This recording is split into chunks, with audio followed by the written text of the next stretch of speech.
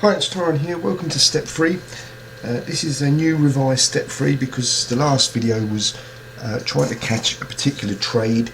It wasn't the greatest example, and I want to go into these lower time frame levels because there was an important point I always miss out, and that is the time these levels are created.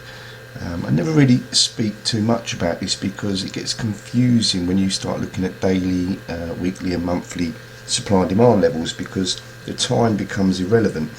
But when I'm drilling down to use the smaller time frames for the entry, this is why I'm looking for certain structure to form and the levels to be created at the London session or the New York session. This is a sort of critical point that I want to make sure that I get that across and everyone understands that. So it does drill down the levels that I use. I'm also using levels that are more on the extreme than the levels that are created in the middle of a move, and I'll go into that in detail now. So step 3, I drill down the time frame to respecting supply and demand trend levels, and I'll go into what I mean by trend levels and wait for a break of trend. The second way of doing this is also, which is aggressive, is to just take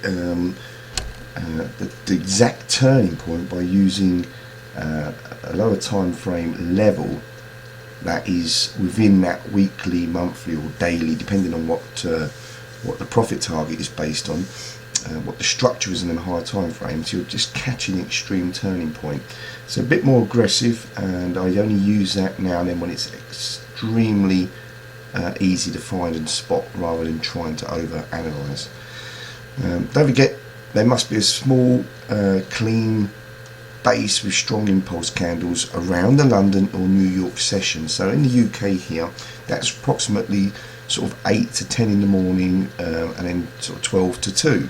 So pretty much anything from 8 to 2 o'clock is the London and New York overlapping. So let's just go into a detailed analysis of some of these levels.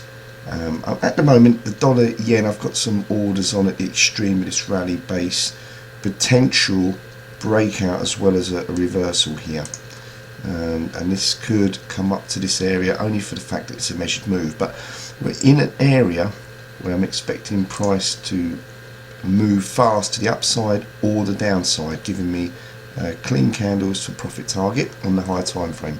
So the drill down now is the levels to short in this case.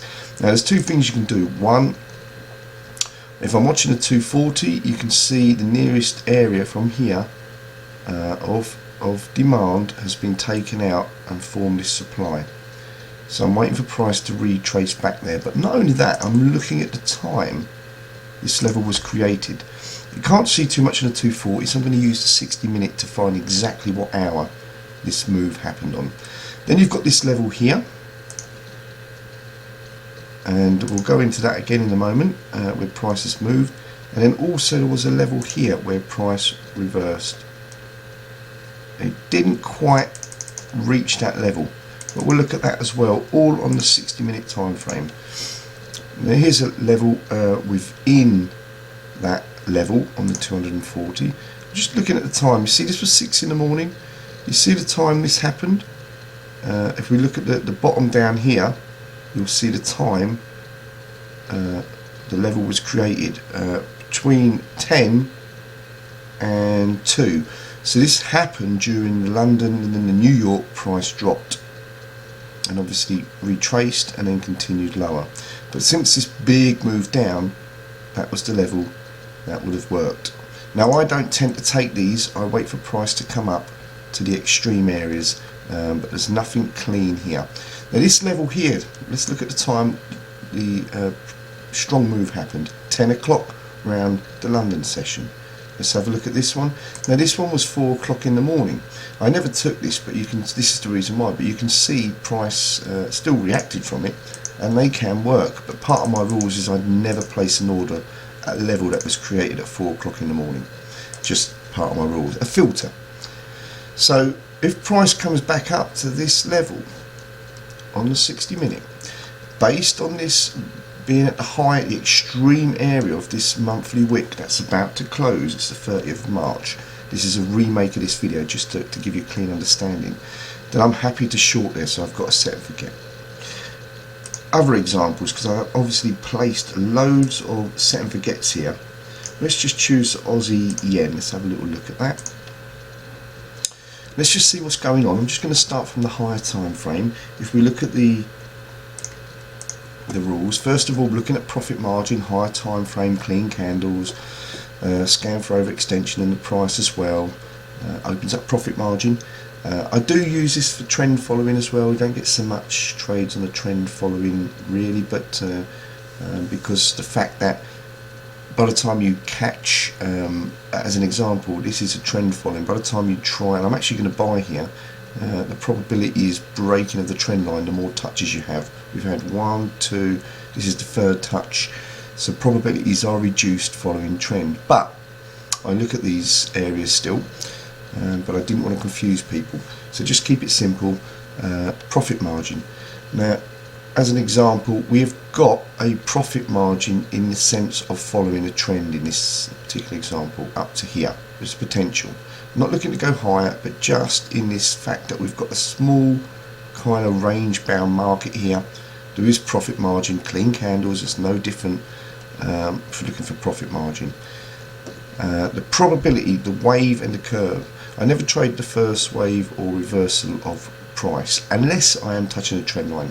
Okay, don't talk too much about that, but really the first wave or price, especially if it's a trend line is down here somewhere, certainly wouldn't look to trade that.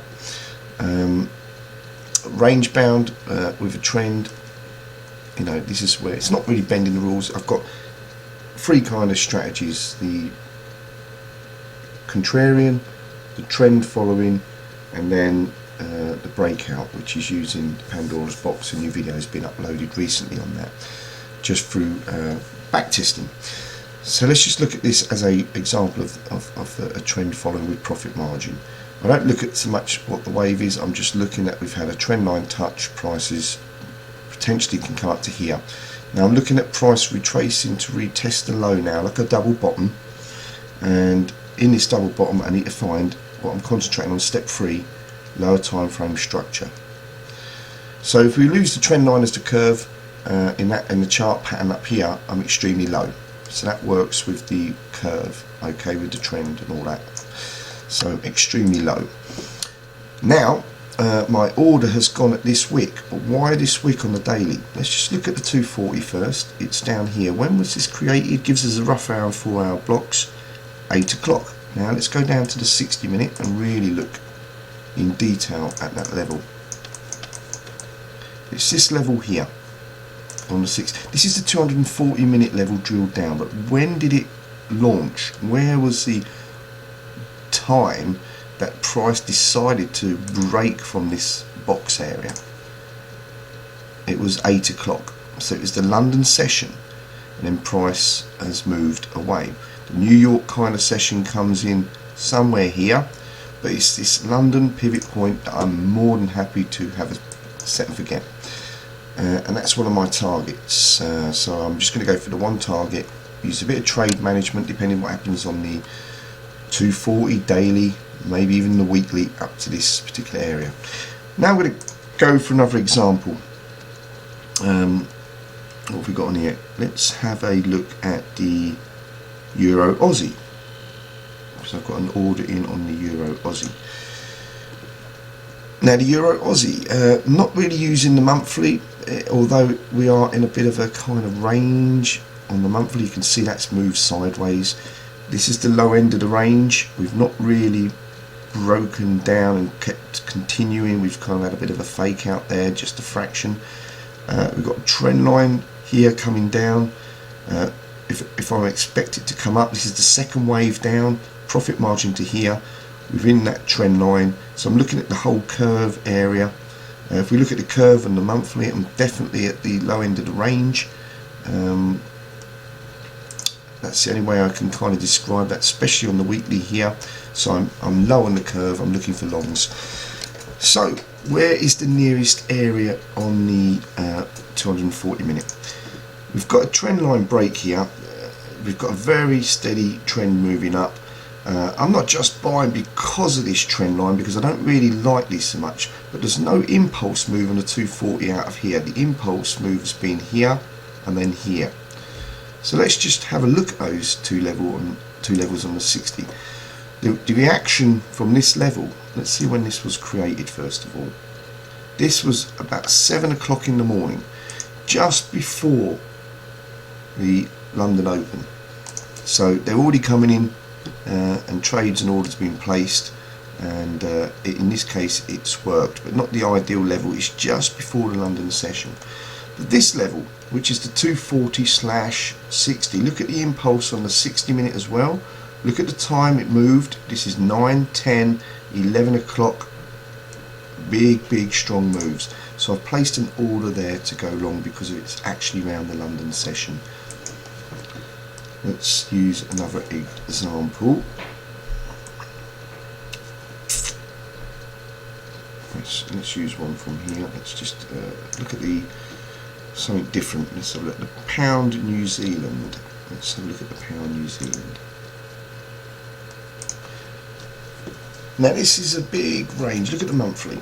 We're on a range slash trend. If I was to do this, we've got a channel, but really we're also at this range just here. The weekly gives the range a little bit more information, and we've got this big move down to the extreme, so right low on the curve, and there is profit margin up to here, if not higher, because we're in this monthly slash weekly range. So here's my target, and let's have a look why I've placed an order down here. Market's already turned. Not the best looking moves from here, but if we come down to the 60-minute, which is quite close, this base in drop base, strong rally. Let's just have a look when it was formed. This is between the London and New York session. This is 10 o'clock British Summer Time, or actually it was just GMT at the time, to 1400 when it's the New York session. Bang, strong move. I've got an order there. It's also near the extreme. Now I like to go at the extreme most of the time, but this level at the low was created around about 9 o'clock in the evening on the GMT time, so this is irrelevant. I would not put a short here. This is the nearest level. In the 240 you can see we had a strong move out. We've got a rally, base, rally. Not the greatest, but we have broken the trend line. So my order is here. These levels I'm not interested in because we've already touched this. There's nothing fresh. This hasn't moved out substantially higher. Our level's higher up, but because price has already moved away, I'm only interested in getting long down these areas. If I miss the trade, I miss the trade. If it starts to push away on its way up to here, then obviously I will cancel this order. But that's another example. So that's what I'm looking for around about the London, New York, looking for some drop base rallies or even rally base rallies. It all depends on the curve and the higher time frame where I'm placing that trade. Now there is an aggressive way, I said earlier. If price drops, to catch this extreme you look across into this area, and if I do that on the 240, let's just have a little look. Price dropped here and turned at one of these levels. I believe it was this level. When was this level created? This is what I need to know. This level was created around about midnight. This strong move out of here. Now there was a strong move. There's obviously buyers coming in, but I would not put a set and forget at a midnight level. Okay, if I would do anything, it may be down, not even here because this is 4 o'clock in the morning. This one's 8 o'clock. This would be the area where I would have took my short, maybe from here. I wouldn't have took 100 pips, but it would have actually made entry here. But also, the reason I probably wouldn't put a set and forget is price has been touched here already, and then it's gone. So this is like the second touch after a move away. So I wouldn't be buying that either. Wait for price to turn and then find the appropriate level, and that is this here. So you can imagine now, if price comes down, especially after this will look like a very nice double bottom actually for a move up to here. And this is where people are going to start to sell again, because they're going to think price is continuing lower. For me, you know, that's dangerous based on the range channel we got going on here. That's it, guys. That's pretty much it. What I'm looking for, aggressive or conservative, which is here. I will not, even if we've got nice clean levels on the move up, normally I don't like to take them. I want to catch the double bottoms or the head and shoulder kind of areas, so catching the right hand shoulder or inverted shoulder or double tops, you know, depends on whether you're going long or short. And that is pretty much it. I won't use any more examples because that is exactly what I'm looking for. Post my market weekly review now, where I'm going to put all my orders in, like I've got here, all my limits, and then based on trend line touches, breaks, and all that, and the way price approaches the level is most important, so that as long as it's within the higher time frame criteria, not closing outside of a particular range or trend line, or a break of the overextension. I've got a Pandora's box set up. All these got to come into play whether I will cancel that trade or not, and hopefully you'll learn as I post my videos. That's it, guys. Thanks for watching. Don't forget to give me a thumbs up and safe trading.